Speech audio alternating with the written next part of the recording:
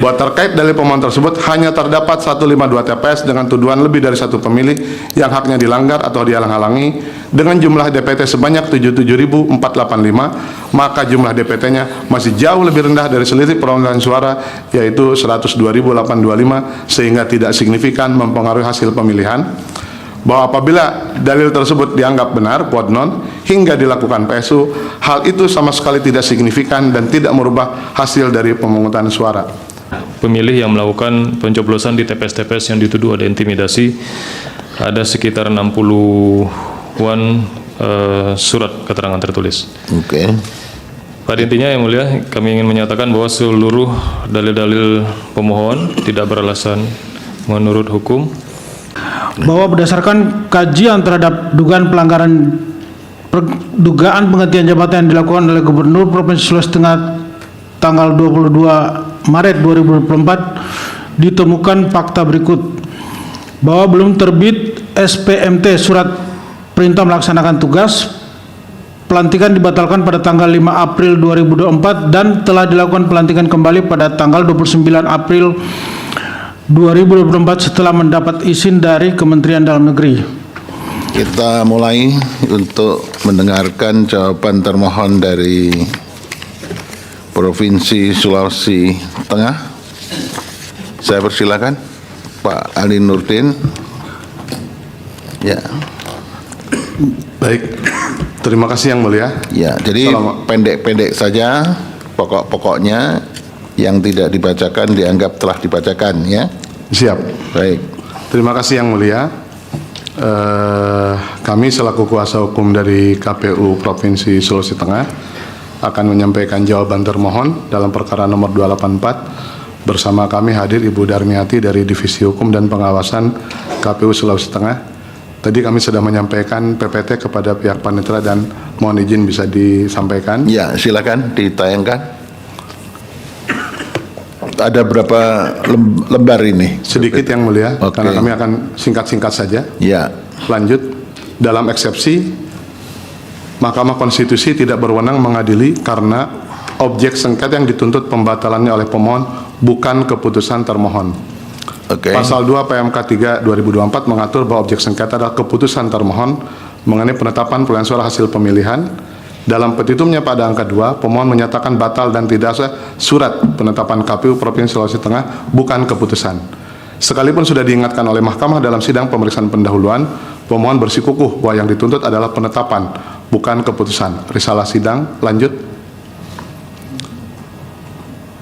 Ini kutipan risalah sidang, tidak perlu saya bacakan, lanjut.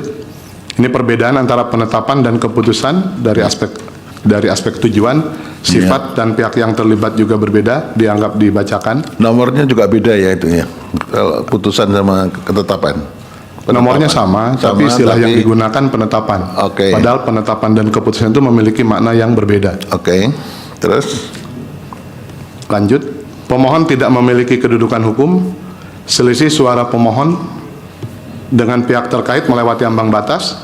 Jumlah penduduk Sulawesi Tengah 31.85130, ambang batasnya 1,5%, jumlah suara sahnya 1.610.161 suara, selisih ambang batas jadinya 24.152 suara, selisih suara sah pemohon dengan pihak terkait adalah 102.825 atau sebesar 6,45%. Lanjut.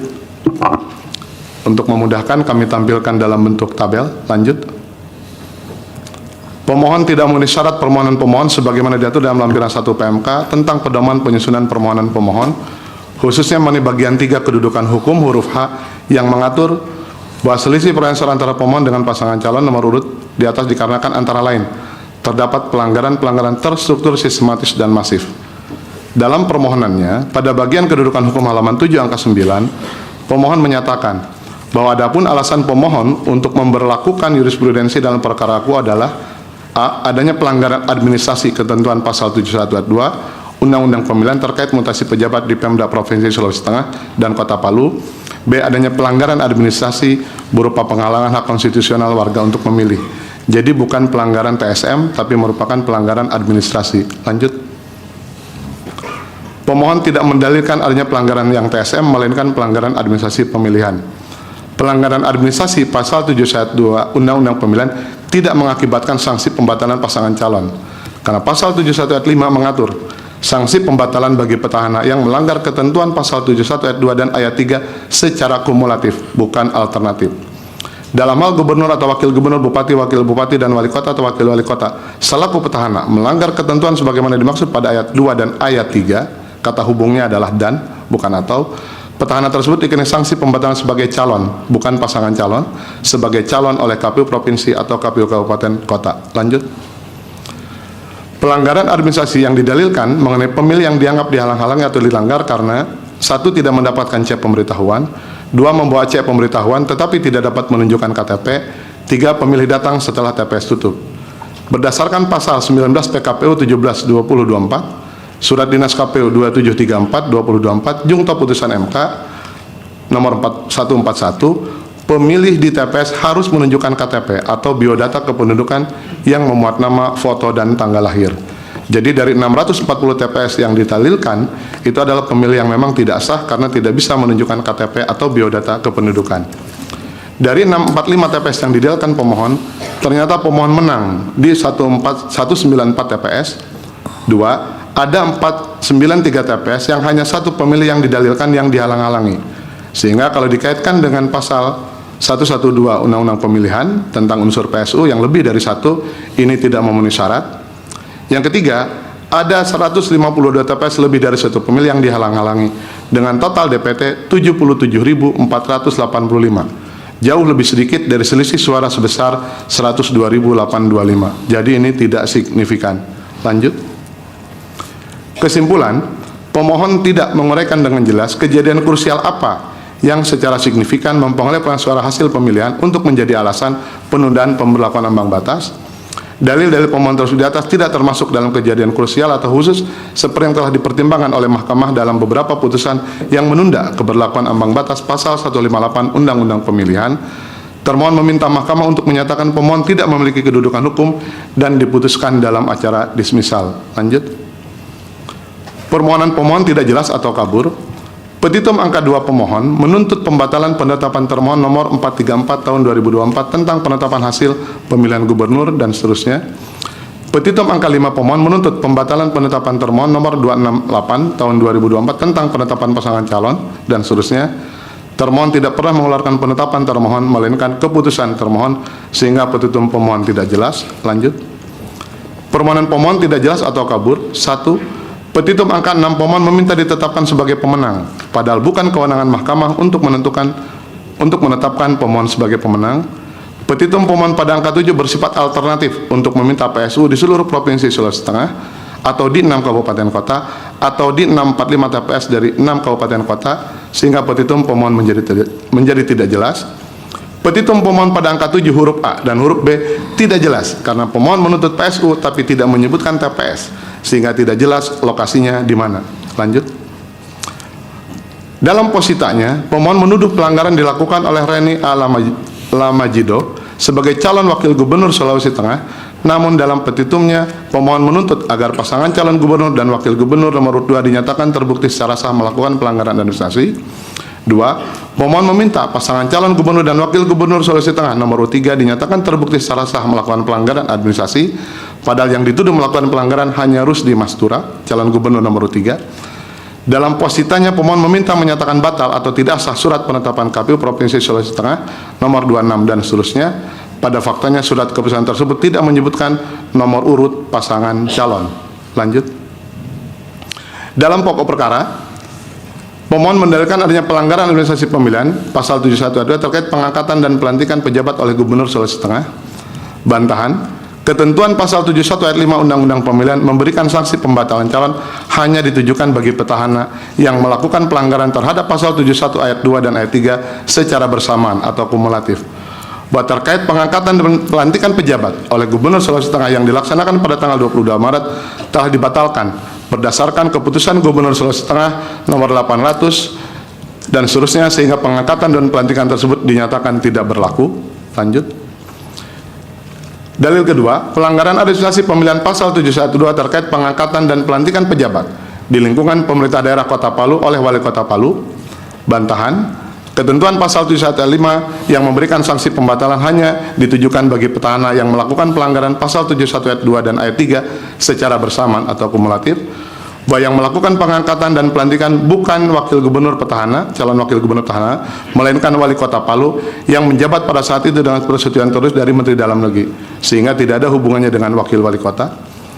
Dalil ketiga, terdapat pemilih yang dilanggar atau dihalang-halangi dalam menggunakan hak pilihnya pada 645 TPS di 6 kabupaten kota, bahwa terkait dalil pemohon tersebut hanya terdapat 152 TPS dengan tuduhan lebih dari satu pemilih yang haknya dilanggar atau dihalang-halangi dengan jumlah DPT sebanyak 77.485, maka jumlah DPT-nya masih jauh lebih rendah dari selisih perolehan suara yaitu 102.825, sehingga tidak signifikan mempengaruhi hasil pemilihan.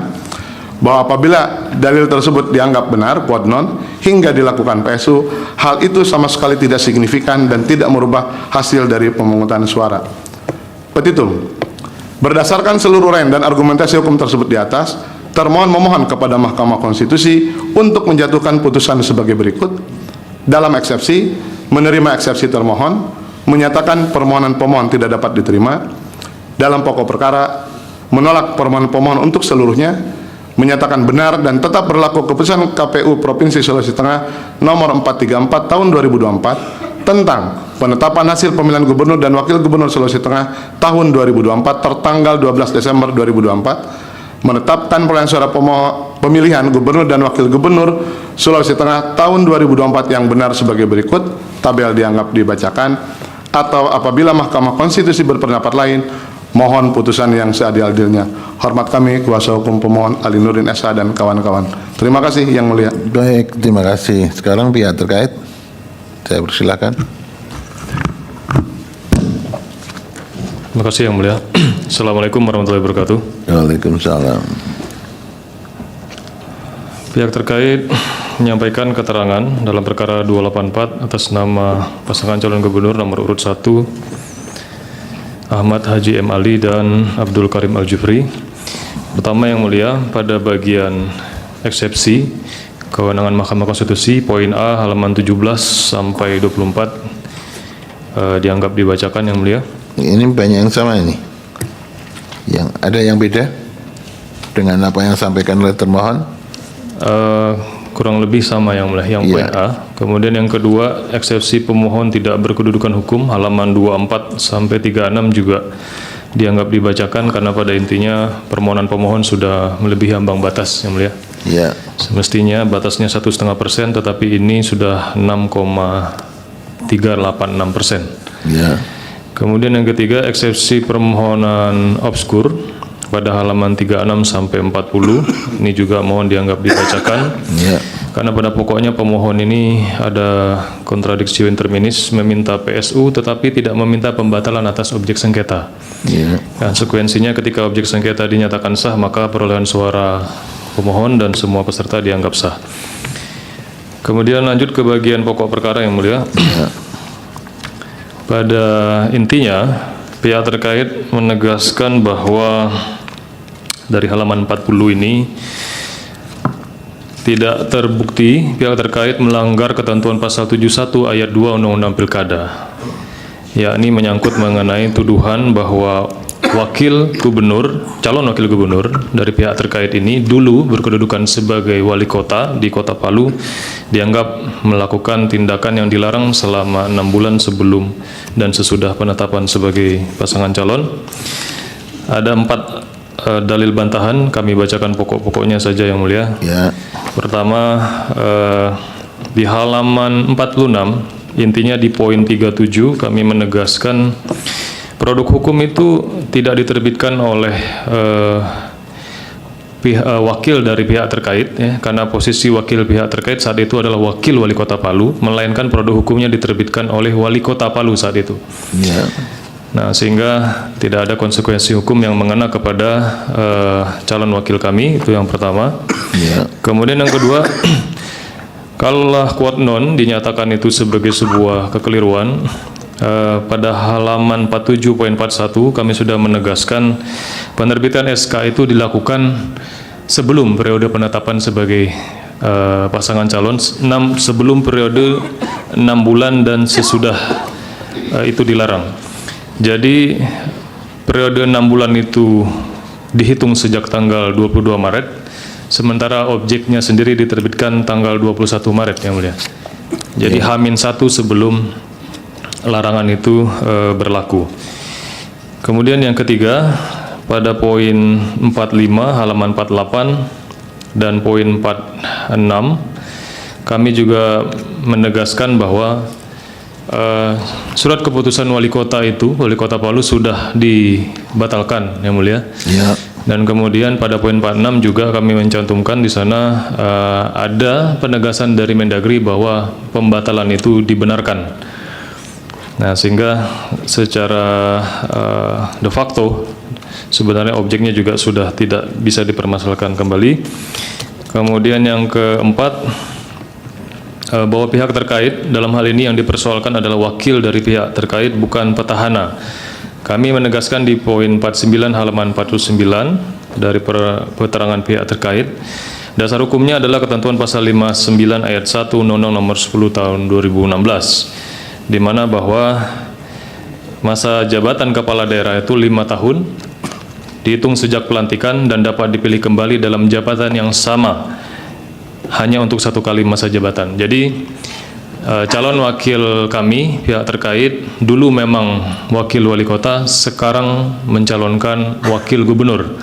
Jadi jabatannya berbeda yang mulia. Ya. Kemudian yang terakhir, mengenai dalil dari pemohon adanya intimidasi, kemudian juga adanya penghalang-halangan kepada para pemilih, dapat kami sampaikan pada bagian akhir. Kami sudah menghadirkan bukti berupa keterangan tertulis. Ada 2 golongan. Pertama adalah keterangan tertulis dari saksi-saksi di TPS, menegaskan tidak ada tuduhan sebagaimana dimaksud. Kami hadirkan sekitar 408 keterangan saksi tertulis sudah dimasukkan dalam daftar bukti. Kemudian Bukti P berapa itu? sebentar yang mulia. Nanti kami masukkan bersamaan dalam persidangan ini juga yang mulia. Bukti P35 sampai P41. 35 sampai 41 ya. Ya. Kemudian juga kami hadirkan juga bukti keterangan tertulis dari saksi dari pemilih yang mulia. Pemilih yang melakukan pencoblosan di TPS-TPS yang dituduh ada intimidasi. Ada sekitar 60-an surat keterangan tertulis. Oke. Pada intinya yang mulia, kami ingin menyatakan bahwa seluruh dalil-dalil pemohon tidak beralasan menurut hukum. Kami lanjut ke bagian petitum. Silahkan. Enggak, silakan. Dilanjutkan rekan kami yang mulia. Kami lanjutnya yang mulia. Ya. Berdasarkan uraian sebagaimana tersebut di atas, pihak terkait memohon kepada Mahkamah Konstitusi untuk menjatuhkan putusan sebagai berikut. Dalam eksepsi, 1. Mengabulkan eksepsi pihak terkait untuk seluruhnya. 2. Menyatakan permohonan pemohon tidak dapat diterima atau niet onverkleed verklaard.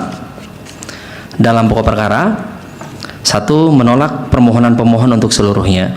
2. Menyatakan sah dan mengikat keputusan Komisi Pemilihan Umum Provinsi Sulawesi Tengah nomor 434 tahun 2024 tentang penetapan hasil pemilihan gubernur dan wakil gubernur Provinsi Sulawesi Tengah tahun 2024. Yang ketiga, memerintahkan Komisi Pemilihan Umum Provinsi Sulawesi Tengah untuk menetapkan pasangan calon nomor urut 2 Dr. Anwar Hafid SOS MSI dan Dr.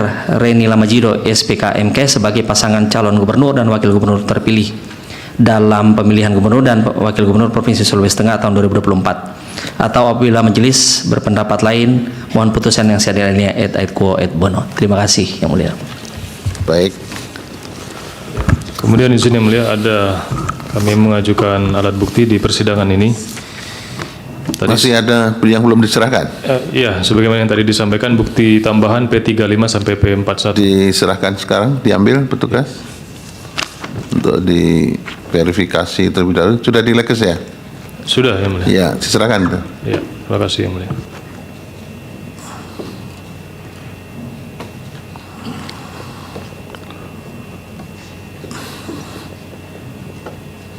Oh, tasnya banyak tuh itu. Berapa itu?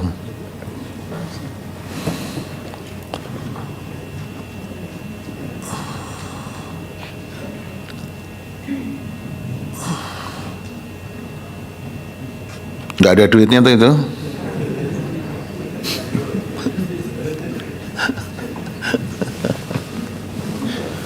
Baik. Sekarang Bawaslu. Mulia, maaf. Ya.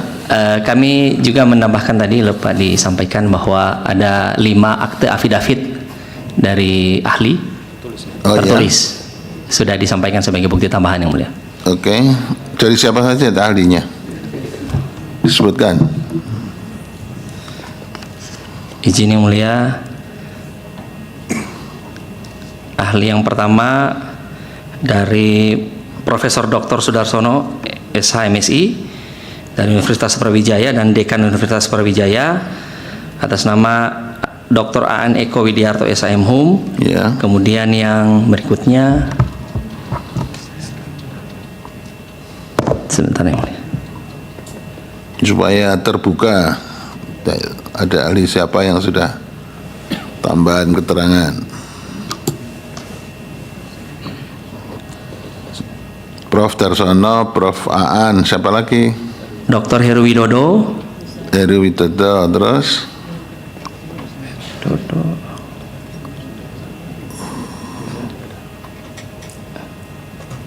sebentar Yang Mulia, saya mestinya sudah siap itu. siap Yang Mulia. Kalau gini menghambat jalannya revolusi.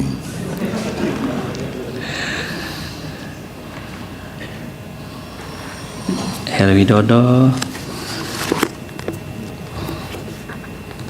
Yang berikutnya bukan.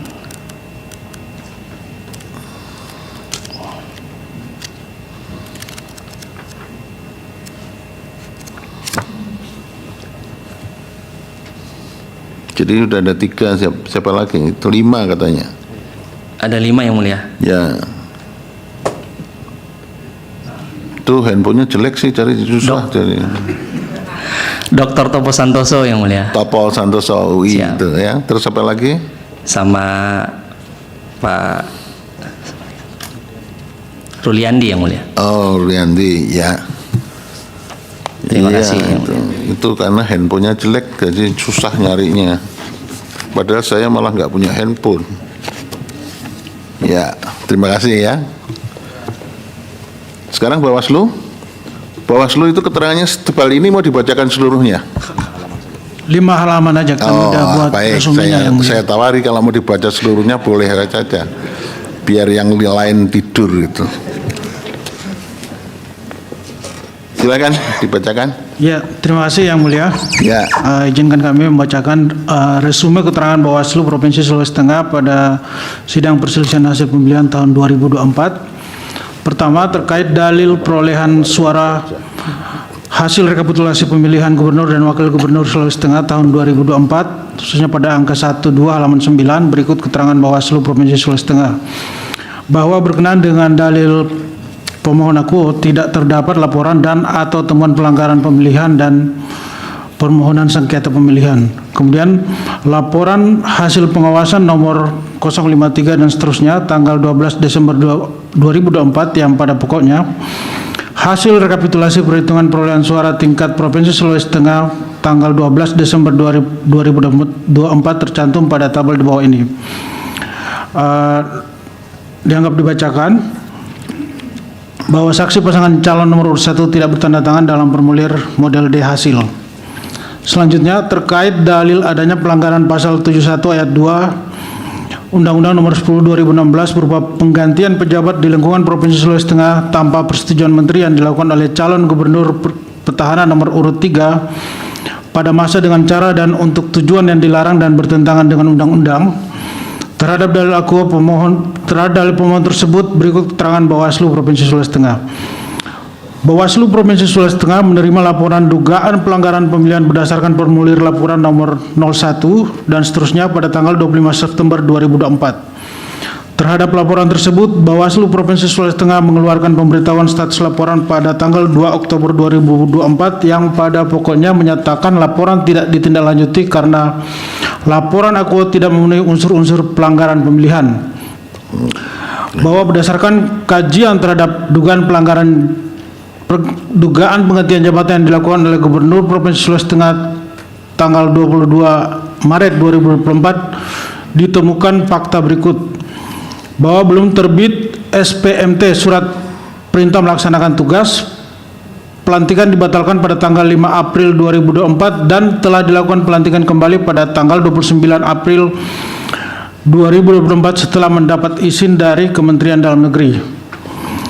Selain itu, bahwa dalam pertimbangan putusan PT Tun Makassar nomor 2 dan seterusnya, bahwa menurut Majelis Hakim meskipun tindak lanjut dari surat keputusan pengangkatan jabatan tersebut telah dilakukan pelantikan pejabat, namun karena tidak ditindaklanjuti dengan pelaksanaan tugas dan menduduki jabatan oleh pejabat yang baru, belum ada surat pernyataan melaksanakan tugas dan menduduki jabatan sebagaimana ditentukan dalam Perka BKN nomor 7 tahun 2017 mengenai cara permintaan pemberian tunjangan jabatan struktural, sehingga keputusan terkait pengangkatan pejabat tersebut belumlah bersifat final dan mengikat, belum menimbulkan akibat hukum berupa hak dan kewajiban kepada pejabat yang bersangkutan.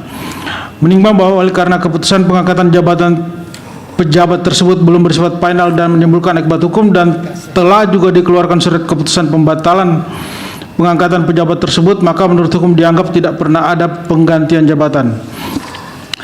Sehingga dalam pergantian jabatan yang dilakukan oleh Rusdi Mastura pada tanggal 22 Maret belum terbit surat perintah melaksanakan tugas dan telah dibatalkan. Terkait dalil adanya pelanggaran pasal 71 berupa penggantian pejabat di lingkungan pemerintah Kota Palu, Provinsi Sulawesi Tengah tanpa persetujuan menteri yang dilakukan oleh calon wakil gubernur nomor urut 2 yang masih menjabat sebagai wakil wali kota, khususnya pada angka 3 huruf B halaman 18 dan 31 sampai dengan 31 dalil pemohon. Terhadap dalil tersebut berikut keterangan Bawaslu Provinsi Sulawesi Tengah.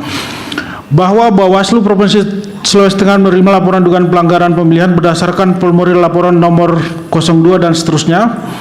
Terhadap laporan tersebut, Bawaslu Provinsi Sulawesi Tengah mengeluarkan pemberitahuan status laporan pada tanggal 2 Oktober 2024 yang pada pokoknya menyatakan laporan tidak ditindaklanjuti karena laporan aku tidak memenuhi unsur-unsur pelanggaran.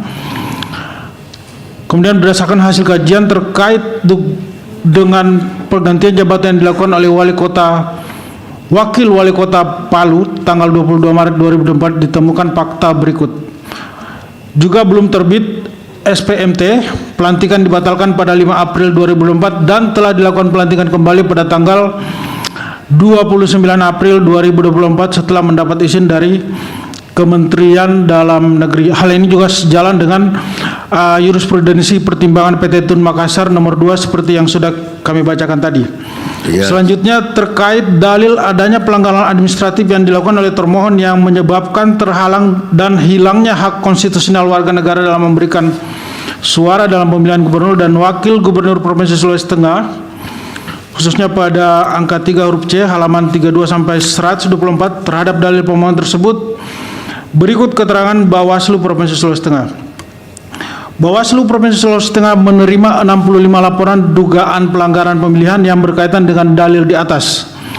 Dari 65 laporan tersebut terdapat 1 laporan yang diregistrasi berdasarkan formulir laporan nomor 09 dan seterusnya tertanggal 3 Desember tahun 2024. Hasil kajian dugaan pelanggaran yang disusun oleh Bawaslu Provinsi Sulawesi Tengah terhadap laporan aku pada pokoknya menyimpulkan bahwa laporan dugaan pelanggaran nomor 09 dan seterusnya yang dilaporkan oleh saudara Samerdan Munggeli dinyatakan terbukti sebagai pelanggaran administrasi pemilihan karena tindakan terlapor inkasu KPU Provinsi Sulawesi Tengah melanggar pasal 95 ayat 1 Undang-Undang nomor 1 tahun 2015 sebagaimana telah diubah menjadi Undang-Undang nomor 10 tahun 2016 tentang pemilu dan seterusnya.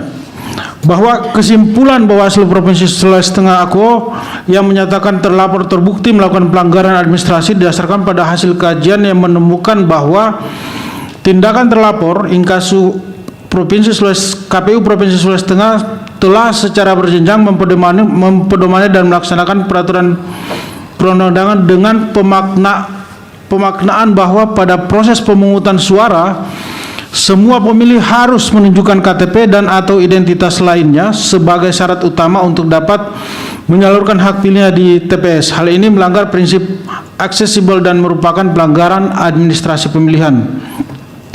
Bahwa Bawaslu Provinsi Sulawesi Tengah menyampaikan rekomendasi pelanggaran administrasi pemilihan kepada KPU Provinsi Sulawesi Tengah berdasarkan surat nomor 102 dan seterusnya tertanggal 10 Desember 2024 yang pada pokoknya merekomendasikan kepada KPU Provinsi Sulawesi Tengah untuk menindaklanjuti sesuai peraturan perundang-undangan yang berlaku. KPU Provinsi Sulawesi Tengah menyampaikan tindak lanjut rekomendasi Bawaslu tersebut melalui surat nomor 2057 dan seterusnya tertanggal 16 Desember 2024 yang pada pokoknya menyatakan bahwa berdasarkan telah hukum para terlapor tidak terbukti melakukan pelanggaran administrasi pemilihan tahun 2024. Bawaslu Kota Palu menerima 138 laporan dugaan pelanggaran pemilihan. Dari seluruh laporan tersebut tidak terdapat laporan yang terbukti sebagai pelanggaran pemilihan. Selanjutnya Bawaslu Kabupaten Parigi Motong menerima 22 laporan dugaan pelanggaran pemilihan. Dari seluruh laporan tersebut terdapat 2 laporan yang dinyatakan terbukti sebagai pelanggaran pemilihan. Selanjutnya Bawaslu Kabupaten Toli-Toli menerima 199 laporan dugaan pelanggaran pemilihan. Dari seluruh laporan tersebut tidak terdapat laporan yang terbukti sebagai pelanggaran pemilihan. Bawaslu Kabupaten Sigi menerima 16 laporan dugaan pelanggaran pemilihan. Dari seluruh laporan tersebut tidak terdapat laporan yang terbukti sebagai pelanggaran pemilihan. Bawaslu Kabupaten Poso menerima 7 laporan dugaan pelanggaran pemilihan. Dari seluruh laporan tersebut tidak terdapat laporan yang terbukti sebagai pelanggaran pemilihan. Bawaslu Kabupaten Tojo Una-Una menerima 3 laporan dugaan pelanggaran pemilihan. Dari seluruh laporan tersebut tidak terdapat laporan yang terbukti sebagai pelanggaran pemilihan. Terkait keterangan di TPS, ya terima kasih Yang Mulia. Sudah? Ya. Baik, terima kasih. Kaget saya berhentinya mendadak. Remnya pakem sekali. Baik, terima kasih Bawaslu. Prof, ini ada yang mau disampaikan? Kepada termohon dulu ya. Ini kan ada 3 paslon. Paslon pertama itu dukungan partainya dari mana saja?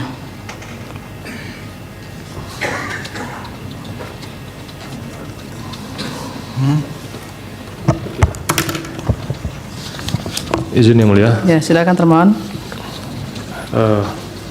Paslon nomor urut 1 pasangannya. Ini jawab siapa nih? Oh, pihak terkait. Ya, terkait. Lebih capek pihak terkait ya, sudah pihak terkait. Paslon 1 itu kan yang wakilnya mantan Wali kota. wakil wali kota Ya. Palu ya. Silakan, ini dukungan dari mana?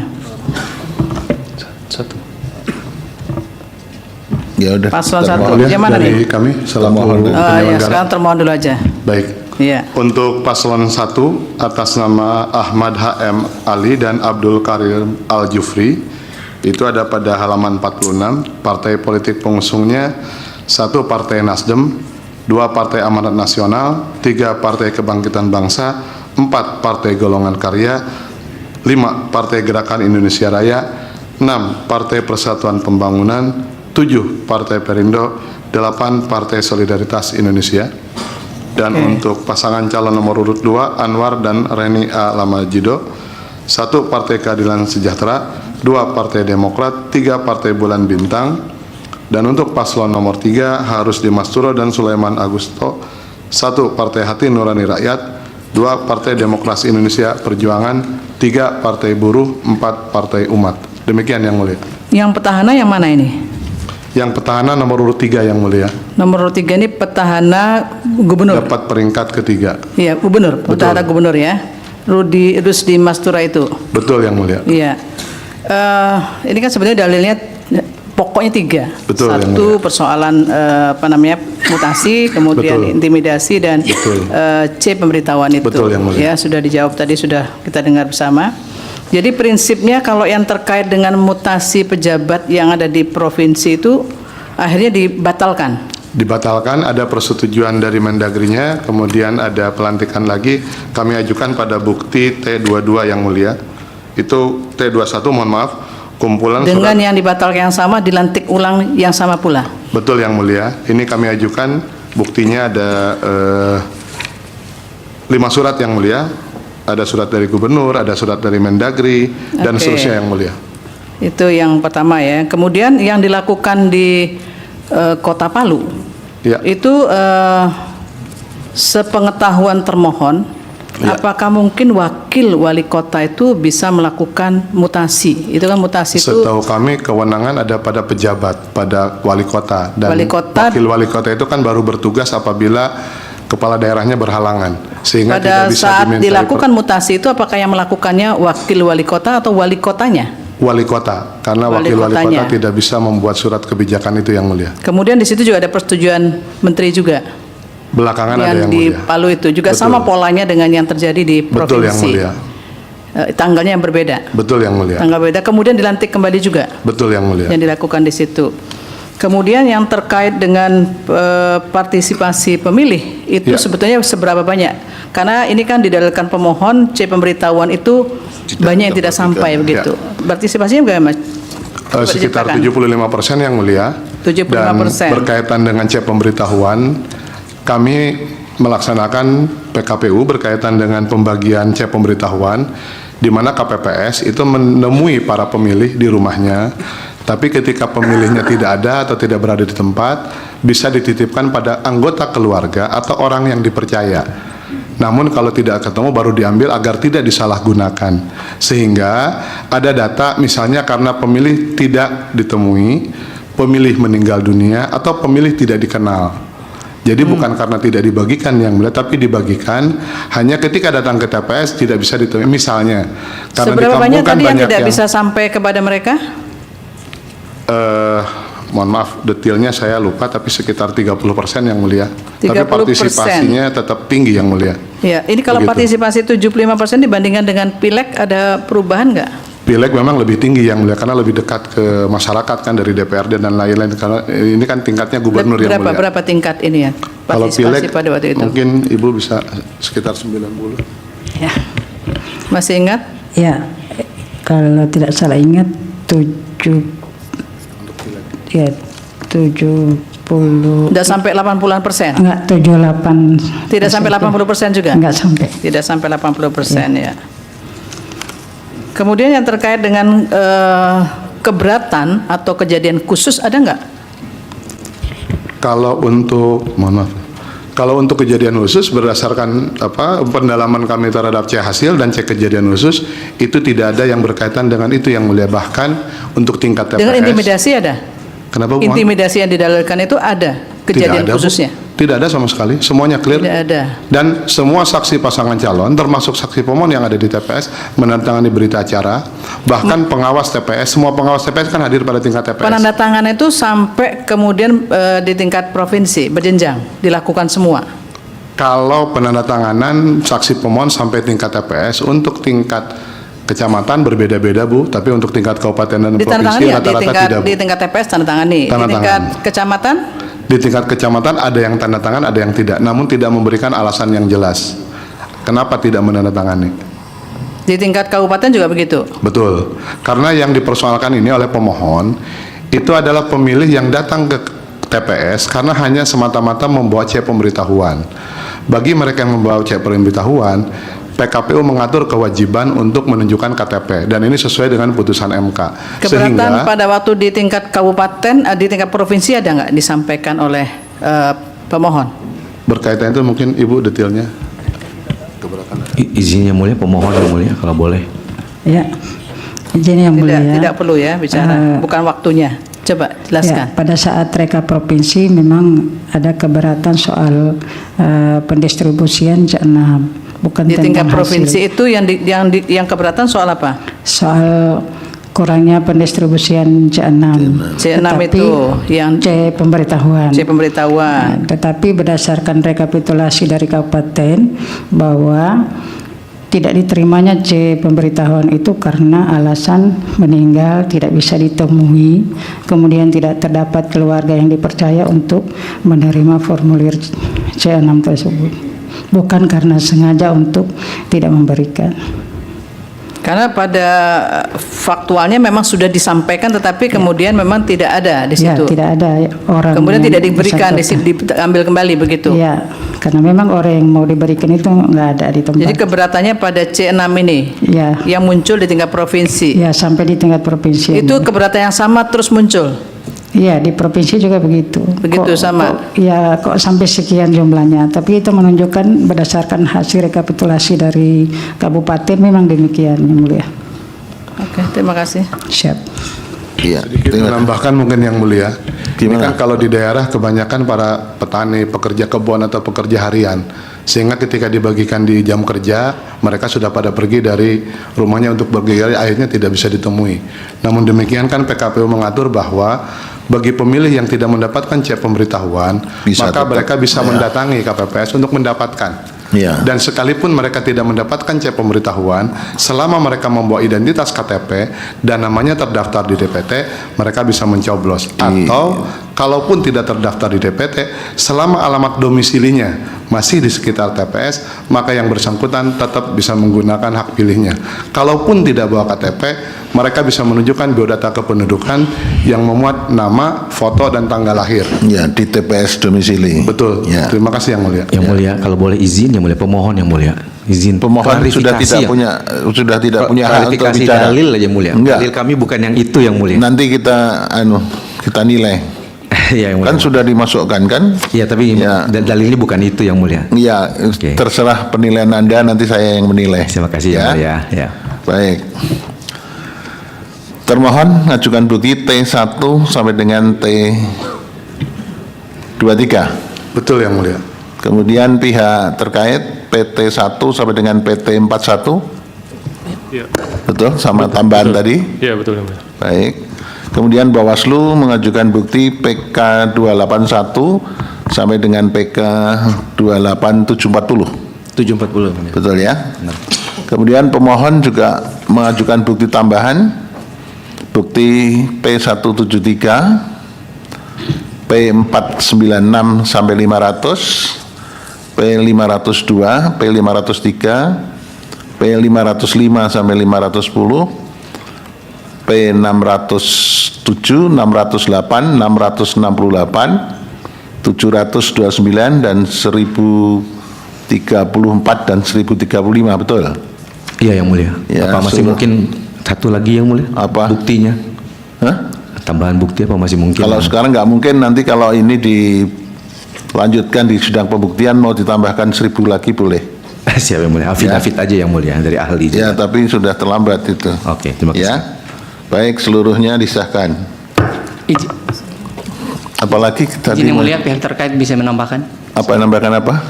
terkait dengan tadi Yang Mulia Ibu ini yang menanyakan soal apakah menghalang-halangi. Oleh karena itu kami menambahkan bukti pada hari ini yang didalilkan oleh pemohon itu kan ada 645 TPS Ya, dengan segala variasinya. Ada yang dihalang-halangi karena tidak bawa KTP dan lain sebagainya. Tapi untuk mengcounter itu kami meminta sekali lagi semua saksi kami di 645 sudah TPS itu sudah. dibuktikan?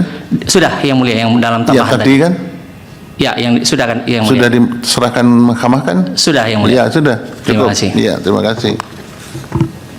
Dari termohon Yang Mulia. Apalagi? Nanti kami izin ada ganti pemain Yang Mulia. Menghormati rekan kami yang kerja saya geser ganti pemain kalau ini sudah beres Yang Mulia. Oh ya, sudah beres ganti pemain. Nah, Terima kasih Yang Mulia. mau pulang tapi? Bukan, jadi rekan kami menggantikan saya Yang Mulia. Oh, terus? Kami kan tim dalam Pak bekerja. Ali kemana? Saya geser tugas lain Yang Mulia. Oh ya. Gantian. Ya, banyak borongan ya, bingung jadinya. Amin Yang Mulia. Terima kasih Yang Mulia. Ya, Itu aja. silakan. Tidak boleh mengurangi hak penghidupan yang layak bagi kemanusiaan. Terima kasih Yang Mulia. Oke.